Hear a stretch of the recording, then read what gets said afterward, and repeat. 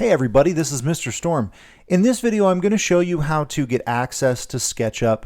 I'm going to show you how to create a new project, and we're going to talk about how to navigate inside of SketchUp and create some objects. We're going to do quite a bit in this first video, but this is going to be your introduction to this application that we're going to use for quite a while in this class. So it's a good idea for you to get as comfortable with it as possible. So if I were just to go to SketchUp, their official website, SketchUp.com, I can see that the first thing it presents to me is plans, pricing, right? I do not want to pay $699 a year for SketchUp Studio. That's kind of outside the scope of what we need in this course. But I can see over here there's a button called Primary and Secondary. And they have a version of SketchUp for learning, right? Specifically for schools. If I click Get Started, it gives me its its ad page, basically telling me all about it. But I'm going to go ahead and click Get Started and then answer these questions. For you, you're going to click I am a student and continue. And it just says welcome. So if you're already signed into your Gmail account, your UMA Gmail account, that should be all you really need. Then you can go ahead and click Launch. I'm actually going to go back and reassign my role as an educator, which I've already done all this stuff, so I think I should be good. Now, if you're coming to SketchUp from not going through their website, you don't want to do that process every time. The website you're looking for is edu.sketchup.com. And then as soon as you type in that address, it'll take you to SketchUp. It takes a bit to load. I'm going to click No here. And you'll notice that I have a project that I've already worked on. Let me go ahead and show you what the project. This is something that we're going to work on, I think, next week, actually. But this is a little house that I made in SketchUp. This is the kind of stuff that we can do in SketchUp. This won't take very long for you to do. But you'll notice that it has a window in there. There's an interior. You're going to learn how to create stuff like this. Let's go back to my home. So that's what a project looks like inside of SketchUp. Notice that there's also a button for Google Drive. If I click on that, it'll open up my drive, and I can see all the folders and files that I have in my Google Drive. I have a lot, so it's probably going to take a while for it to load. Yeah, notice there's a lot of stuff in here. What I've done, though, is I've gone in and created a folder called, where is it? There's a SketchUp folder right there, SketchUp projects. And inside that folder is where I'm storing all of my projects. I would recommend that you do that. Now, all of your projects that you build for this class inside of SketchUp are going to be saved in your Google Drive. But unless you organize your drive properly, it's maybe a bit difficult for you to find those files. I like to organize my drive a whole lot. So I recommend you do that as a first step. So maybe go ahead and pause this video and go sign into SketchUp, sign into SketchUp, create a new Google Drive folder, and then let's create a new project and then add it into that folder. So I'm going to go ahead and create a new project. You can pause your video, come back once you're done, and we'll talk about how to use SketchUp to navigate all that stuff. You'll see. I'll see you in a minute. Okay, so hopefully you've done the things that I instructed you to do, and you're looking at a screen kind of like this. Now, you may not have the same model here. It may look slightly different, but for the most part, you should be able to see the same things I'm looking at right here. The main things that we want to pay attention to in SketchUp are these three lines, okay? SketchUp is a 3D modeling application, and so we need to be able to see how our objects are aligned to 3D space. We have a green line here, we have a red line here, and we have a blue line here. The blue line is for the vertical axis, and the green and red lines are for horizontal axes. So we can see how, you'll be able to see soon once we start adding objects into SketchUp, how they align with these three axes. So let's talk about how to navigate around in SketchUp. So first of all, up here in the top, We have our hamburger menu. If we click on that, we have all the same options that you would expect. Saving, opening new projects, importing and exporting, downloading projects, so on and so forth. Now, these are things that we're going to talk about in other videos as we need them. Right now, we don't really need any of these options. What we do need to do, though, is we do want to save our project, and it's going to give me the option to save it to my drive, which I definitely want to do. And I'm going to put it in my SketchUp projects folder, and I'm going to call this first project just learning, or something to that effect. This is going to be a project where we're going to build a couple of items just to get the hang of using the tools and exploring the interface. I'm going to click Save here.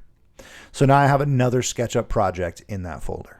Okay, and notice that the name up here changed so that I know what project I'm working inside of. All right, over here on the side we have some tools. This is our toolbar here on the side. We have some tools that we're going to get intimately familiar with. I will explain those as we go. On the right-hand side, we have basically more information about specific items that we have selected. Now this menu here, again, I'm going to explain it in more detail as we go over it.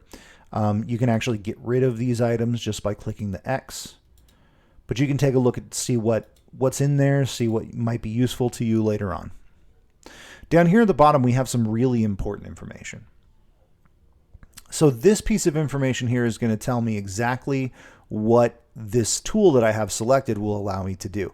Notice that I have this tool here, the select tool, and it says click or drag to select objects, shift equals add or subtract, control equals add, shift plus control equals subtract. So this tells me essentially how to use the tool down here. Over here, I have a measurements box. This is something that we're going to use a lot, especially when we're trying to do specific measurements or create things that are a specific size. So let's go ahead and do something like that right away. Let's grab this tool here. This is going to be our line tool. So we can either use the options here to click on it, or we can, let me go back to my select tool. You can use the shortcut L to create a line. Now, the most important thing about using SketchUp, especially for beginners, is to remember you do not want to click and drag. Okay, clicking and dragging will not give you the result you're looking for. The best way to use SketchUp tools is to click first to set an endpoint, and then release your click and then move the mouse to where you want. So I'm going to draw a simple line just to give you an idea. So I'm going to click once to set my endpoint. Now notice that without holding down the left mouse button, I can just drag my mouse out, and I can click again to click that line anywhere I want. Now notice that it's trying to, it gives me the option to create another line breaking off from that endpoint. I can continue to draw lines if I'd like, and just create a shape. Or I can create a line and then I can hit escape to get rid of that option to create more lines off of that one line point. I'm going to select all of these and delete them. Okay, let's talk about how to make a line that is a specific, let's do lines that are specific to the axes. Actually, let's do measurements. So I'm going to click first. Now notice as I move my mouse around, as I grow that line, my measurement down here in the bottom corner here, in that length box, my measurement gets bigger. So right now, currently, my line is 19 feet long and 2 7/16 inches. So one of the reasons why you don't want to click and drag is because at this point, I can actually set this line to be as long as I want. Let's say instead of 14 feet, I want this line to be 34 feet. So I'm not touching my mouse. I just type in 34 and then an apostrophe and hit enter. And I've just now created a line that is 34 feet. And I can check out that measurement by going over here to my measuring tool. I can click on it. And if I click on that measurement. Oh, hello. I can click here and all the way to there. I can see that that is exactly 34 feet. All right, I'm going to get rid of that measurement here. Ah, well, whatever. We'll just leave it there. Actually, I'm going to delete this object. Hello.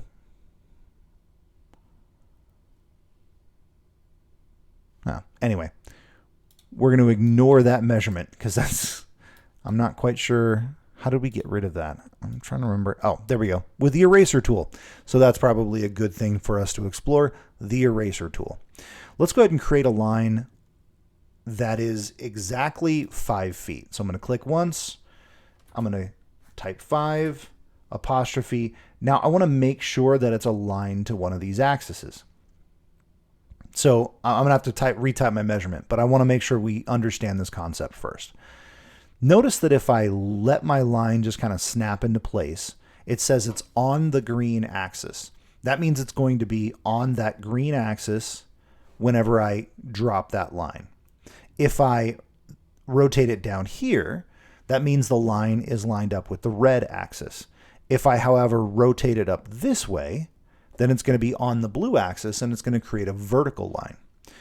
All right, so we want to make sure that we are lined up on axes if we want our stuff to be lined up properly.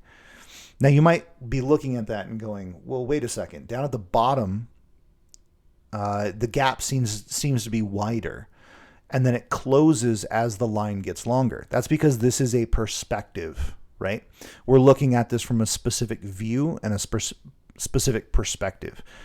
So the lines, even though they're perpendicular, or sorry, parallel, even though the lines are parallel, they're going to be, looks like they're closing together toward the end of that perspective.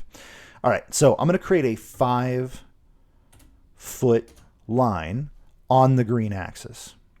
Now, if I create another, let's say 5-foot line on the red axis, notice that that 5-foot line on the green axis and the 5-foot line on the red axis are incredibly different, right? It looks like the green one is way smaller than the red one. Well, that's, again, because of perspective. Let's go ahead and learn how to change our view.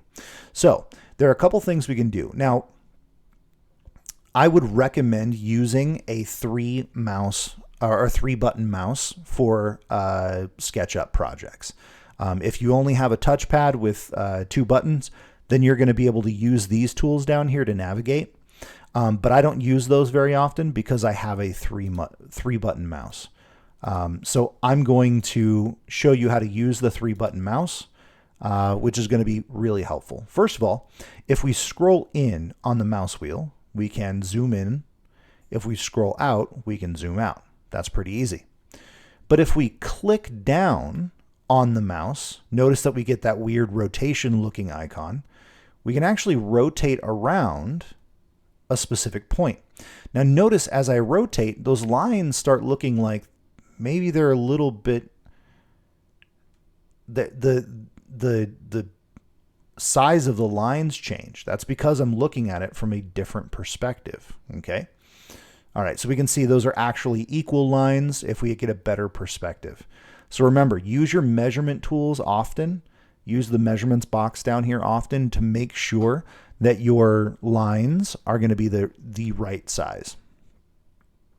All right, now notice, okay, so SketchUp isn't just for creating lines, right? It's also for creating shapes and faces. Now notice that what I just did there was I closed off this shape. I made a triangle. And when I did that, the inside of this triangle kind of was filled in. This inside of the triangle is now called a face. All right, so a face is basically anytime we have 3 coplanar edges or lines that intersect with each other to create a shape, it will make a face. And this face is an object in and of itself that I can, delete or change or whatever, right? So that face is now like a closed off section of that shape. Now, I said coplanar edges, right? The reason for that is because, let's move over a little bit. Now, we know how to zoom in and rotate around. If we click down on the mouse button and hold shift, we get a pan, right? So I'm going to pan over just a little bit and zoom out so I have more workspace. I'm going to grab my pencil tool again, or my line tool, sorry. Now I'm going to try to create a box. So notice my first line is on the red axis, then I'll put my second line on the green axis, and then red axis again. And let's go like that. So I've just created a shape that doesn't really look like a square. But if I were to delete this line, notice that the face goes away. Okay. Now, if I were to, instead of coming back down on this axis, if I were to go to the blue axis, notice that it just put my line down farther. And if I were to finish up that shape, now I don't have 3 coplanar edges. Here's why. I have this edge. Let me hit escape. I have this edge, and this edge, but they don't actually intersect, right? Because we're going down on the blue axis to finish out our shape, right? So that's something you're going to want to pay attention to and make sure if you're trying to create a shape, you don't accidentally use the wrong axis. Now, here's a trick that you can use when you are drawing on an axis. Let's say I'm trying to create a line here. The arrow keys will allow you to lock your line onto specific axes. So if I click the left arrow key, it'll lock onto the green axis. The right arrow key, will lock onto the right or the red axis, and the up arrow key will lock on to the vertical axis, the blue axis. All right, let's get into creating some actual shapes here. I'm going to delete this. Okay. I want to create let's talk about extruding, shall we? So I'm going to grab my rectangle tool here to create a rectangle, and I want it to be on let's make it on the green axis here. Or no, I'll put it on the blue axis so that it lays flat. And if I create my rectangle, notice that I now have a rectangle on the floor. If I want to make this a 3D object, I can use this tool here, the push-pull tool, to grab this face and drag it up to create a 3D object. Okay, so now I have a 3D object. And again, I can bring it back down. So I can click and drag back down.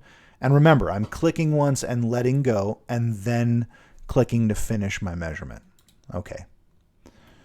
So that's how we can create 3D objects very, very quickly. Any face can be extruded using the push-pull tool. Another thing I can do, let's grab this arc here. I'm going to create some rounded edges here on this. Oh, hello.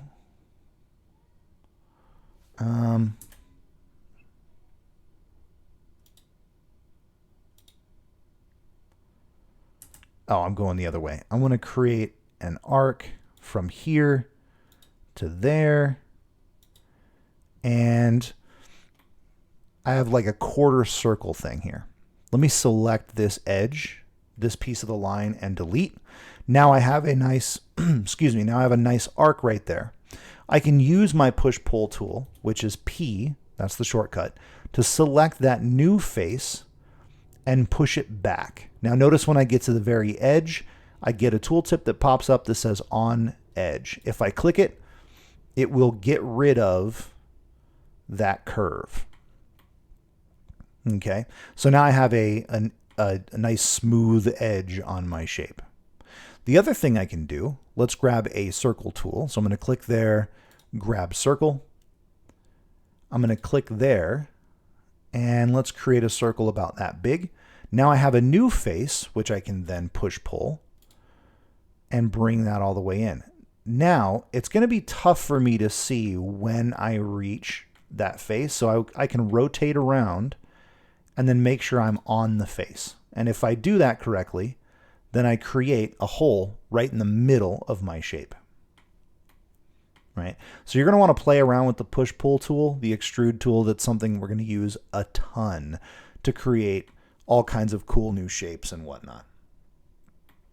So with those couple of tips that I've shown you, the little bit of the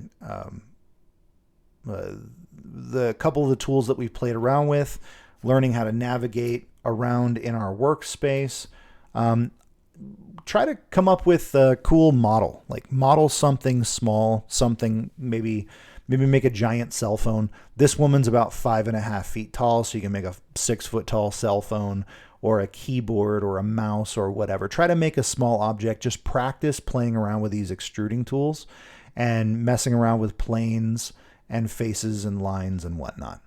All right, I'm going to let you guys explore, and I will see you next week.